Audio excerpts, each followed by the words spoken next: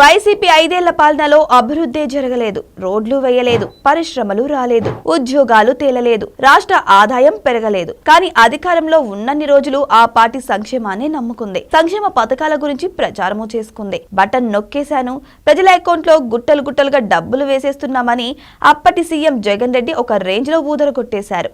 Cut చేస్తే YCP హయాంలో జరిగిన సంక్షేమం ఏ మూలకు సరిపోలేదని ఏపీ ప్రజలు స్పష్టమైన తీర్పిచ్చారు. 151 సీట్ల భారీ మెజార్టీ నుంచి 11 స్థానాలకు పడేశారు. అసలు నిజం ఏంటంటే వైసీపీ హయాంలో సంక్షేమం పేరుతో అమలు చేసిన చాలా పథకాలు లబ్ధిదారులకు నష్టం కలిగించాయి. ఉదాహరణకు అమ్మ ఒడి వంటి స్కీమ్ల ద్వారా పేదలకు మేలు చేశామని చెప్పుకున్నారు. కానీ అంతకు ముందు బీసీ, ఎస్టీ, ఎస్సీలకు ఇచ్చే స్కాలర్షిప్లనే అమ్మ ఒడి స్కీమ్ పేరుతో ఇచ్చారు. వెనుకబడిన వర్గాల వారికి ఇంట్లో ఎంతమంది పిల్లలుంటే అంతమందికి స్కాలర్షిప్ వచ్చేది.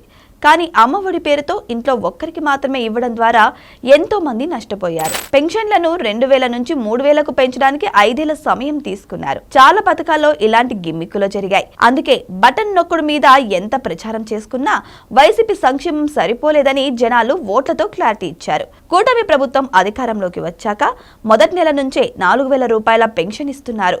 తల్లికి వందనం పథకం ద్వారా ఇంట్లో ఎంతమంది పిల్లలున్నా ఒక్కొక్కరికి 15,000 రూపాయల చొప్పున అందరికీ ఇస్తున్నారు.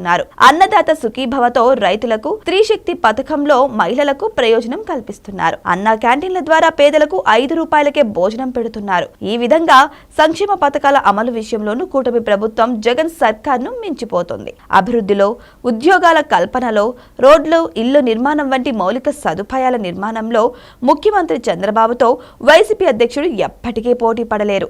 ఇప్పటి వరకు సంక్షేమంలో టాప్ అని చెప్పుకునే వైసీపీ వాళ్లకు ఇప్పుడు ఆ ఆప్షన్ కూడా మిగల్చడం లేదు. సంక్షేమ పథకాల అమల్లో దేశంలోనే బెస్ట్ అనిపించుకోవడం ద్వారా వైసీపీకి చెప్పుకోవడానికి మిగిలిన ఒక్క అంశాన్ని కూడా కూటమి ప్రభుత్వం లాగేసుకుంటోంది.